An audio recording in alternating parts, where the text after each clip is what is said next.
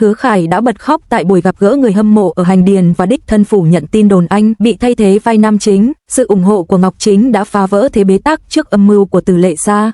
Gặp nhau ở Hành Điền, Hứa Khải đã rơi nước mắt, một khoảnh khắc đau lòng. Danh tiếng của một nghệ sĩ mong manh như Long Vũ, chỉ có hành vi chính trực mới có thể đáp ứng được kỳ vọng của người hâm mộ.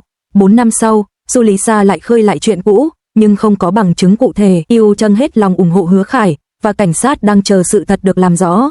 Những vướng mắc tình cảm rất khó cắt đứt, nhưng nếu có liên quan đến các hoạt động bất hợp pháp, cuối cùng sẽ phải gánh chịu hậu quả. Từng hoạt động trong ngành giải trí lâu năm, ai cũng hiểu tầm quan trọng của danh tiếng đối với một nghệ sĩ. Bất kể vụ việc là thật hay giả, việc xác minh bất cứ điều gì cũng cần thời gian, thì tác động tức thời là không thể đảo ngược. Du Lý Sa nói rằng một trong hai người, Hứa Khải, sẽ phải vào tù, và cô ấy sẵn sàng chiến đấu đến chết. Xét về mối quan hệ của họ, Hứa Khải quả thực đã làm sai và thậm chí còn nợ cô ấy một lời xin lỗi. Tuy nhiên, việc khơi lại chuyện cũ và cố gắng gây rối bằng vài ảnh chụp màn hình quả thực là ngây thơ. Hứa Khải đã khóc trong một cuộc họp ở Hành Điền, đó là một cảnh tượng khiến người ta đau lòng. Các nghệ sĩ phải trân trọng hình ảnh của mình, thứ quý giá như một chiếc lông vũ, và không được làm người hâm mộ thất vọng. Dù là nam hay nữ, nghệ sĩ phải giữ gìn sự trong sáng và chính trực trong hành vi của mình. Đặc biệt là trong chuyện hẹn hò, họ không bao giờ được tìm kiếm những người có tính cách cực đoan. Bất kể những cáo buộc về hành vi quấy rối tình dục của Hứa Khải là đúng hay sai, tính cách cực đoan của Du Lý Sa khiến người ta muốn tránh xa cô ấy. Những cáo buộc về bạo lực gia đình và ngoại tình hoàn toàn là lời tự thuật của Du Lý Sa, không có bất kỳ bằng chứng xác thực nào. Nếu Du Lý Sa thực sự có bằng chứng, thì cô ấy nên công khai và trung thực trình bày nó, thay vì cứ liên tục xuất hiện để làm người khác khó chịu. Chỉ là anh ta từng hẹn hò với cô ấy một lần, vậy mà anh ta lại cư xử như thể anh ta nợ cô ấy cả mạng sống. Các mối quan hệ xã giao có hạn, tại sao không gặp nhau một cách hòa bình và chia tay trong hòa bình, thay vì tạo ra tình huống mà cả hai bên đều chịu thiệt hại mà không có lợi ích gì. 4 năm đã trôi qua, và giờ họ lại đào bới những chuyện cũ. Nếu cáo buộc ngoại tình của Hứa Khải là đúng, vậy chẳng phải Du Lý Sa đã phạm tội che chở tội phạm sao? Nếu họ luôn là bạn trai bạn gái, chẳng phải Du Lý Sa đã trở thành đồng phạm rồi sao? Cô ta thuộc kiểu người sẽ lật bàn nếu không được ăn. Tốt nhất là nên tránh xa những người phụ nữ như vậy. Mặc dù phủ nhận việc nam chính bị thay thế, Yêu Trân vẫn ủng hộ anh ấy. Hứa Khải hiện có 3 bộ phim truyền hình đang chờ phát hành. Trước khi tin tức về DB, Đại Kinh, lan truyền, một số người đã cho rằng anh ấy đã bị thay thế vai nam chính trong bộ phim tiếp theo. Hiện tại, Hứa Khải đang bị phanh phui chuyện đánh bạc lâu năm. Cảnh sát đã mở cuộc điều tra nhưng chưa thu được bằng chứng xác thực. Tuy nhiên, trên thực tế, điều này đã gây ra tác động không thể đảo ngược đối với sự nghiệp của Hứa Khải. Có một bộ phim chưa được phát sóng, và việc thay thế nam chính là điều dễ hiểu. Tuy nhiên, phía Hứa Khải đã phủ nhận vấn đề này, nhưng nhà sản xuất của chương trình, Chen Yithao, cho biết vai diễn của Hứa Khải đã được thay thế. Hơn nữa, nhà sản xuất còn tuyên bố rằng ông đã bị Yêu Trân đưa vào danh sách đen, và do đó nói rằng ông không sợ làm phật lòng Yêu Trân bằng cách nói vài lời. Hơn nữa, Chen Yithao lớn tiếng quát vào mặt Du Lý Sa, nói rằng, đủ rồi, dừng lại ở đây thôi. Các nhà đầu tư của 3 bộ phim truyền hình sắp phát sóng tiếp theo đều đang run rẩy. Không chỉ các cô gái trẻ đang chịu khổ mà ngay cả các nhà đầu tư cũng đầy hối hận. Nhưng sự thật vẫn chưa được xác minh rõ ràng, thậm chí chân lý còn chưa tồn tại. Việc đưa ra kết luận như vậy là quá vội vàng. Các ảnh chụp màn hình do Du Lý Sa công bố đều đã từ nhiều năm trước. Với khả năng mạnh mẽ của trí tuệ nhân tạo, liệu có điều gì mà nó không thể tổng hợp được? Mặc dù giới truyền thông không thể liên lạc được với Yêu Trân, nhưng Hoa New Entertainment, công ty nơi Hứa Khải làm việc, đã đưa ra một tuyên bố của luật sư khẳng định rằng tất cả các tin đồn đều bịa đặt và cấu thành hành vi phỉ báng, và họ sẽ sử dụng các biện pháp pháp lý để bảo vệ các quyền hợp pháp của nghệ sĩ khỏi bị xâm phạm. Chỉ với một câu đơn giản, thái độ của Yêu Trân đã rất rõ ràng. Yêu Trân chưa từ bỏ Hứa Khải, điều đó cho thấy vẫn còn khả năng cứu vãn tình hình. Yêu Trân là một người rất khôn ngoan. Nếu cáo buộc về việc Hứa Khải dính líu đến vụ bê bối DB là đúng sự thật, thì ở thời điểm này anh ta không cần phải tiếp tục cố gắng để tồn tại nữa.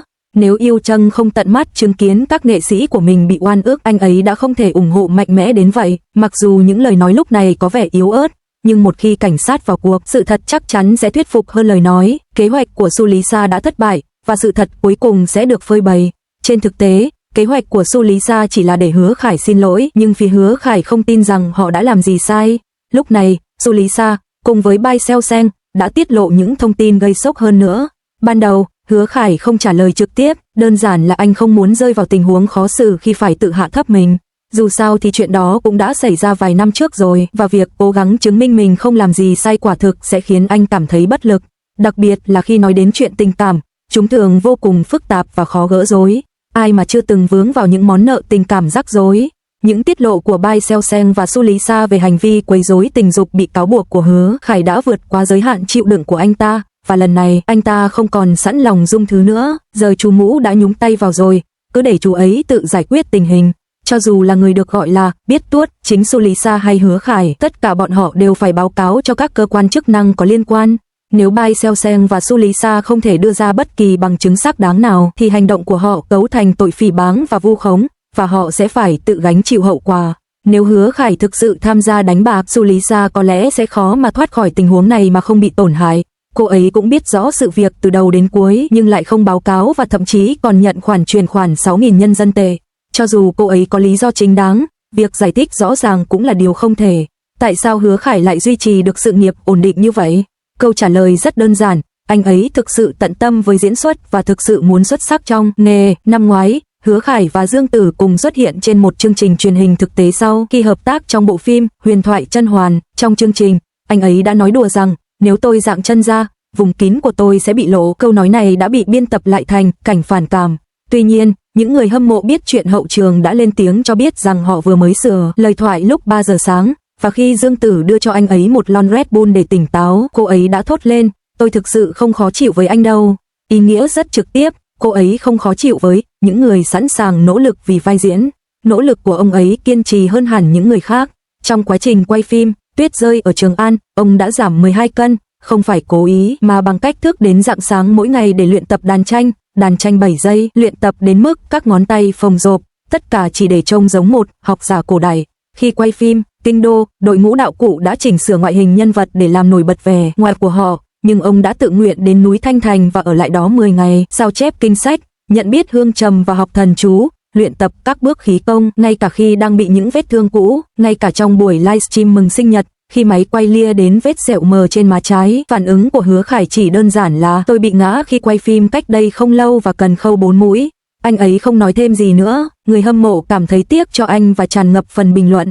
Tuy nhiên, anh vẫn thản nhiên tiếp tục bóp bánh, nói rằng dây buộc bánh không đủ chắc chắn, tôi sợ nó sẽ rơi. Những chi tiết này khó có thể bỏ qua. Hứa Khải đã lột xác từ một ngôi sao phim truyền hình thần tượng thành một người hâm mộ phim truyền hình, sẵn sàng đắm mình vào vai diễn. Điều này gần như là một thế giới hoàn toàn khác biệt so với các thần tượng trẻ nổi tiếng hiện nay. Ngoài công việc, cuộc sống thường nhật giản dị, chân thật của anh ấy còn đáng yêu hơn nữa. Trong những giờ nghỉ quay phim, Hứa Khải đã âm thầm tài trợ cho một dự án bảo vệ cờ cầu nguyện của người Tây Tạng và thậm chí còn được chụp ảnh khi giúp trẻ em Tây Tạng sửa diều. Thiết kế của chiếc diều đoán xem đó là gì? Chính là họa tiết từ trang phục nhân vật của anh ấy trong bộ phim truyền hình Trở về lúc nửa đêm. Về các hợp đồng quảng cáo, anh ấy khá kén chọn, anh ấy từ chối những loại nước hoa cao cấp chỉ vì tôi không dùng nước hoa. Anh ấy cũng từ chối các lời mời quảng cáo xe năng lượng mới vì anh ấy không biết lái xe.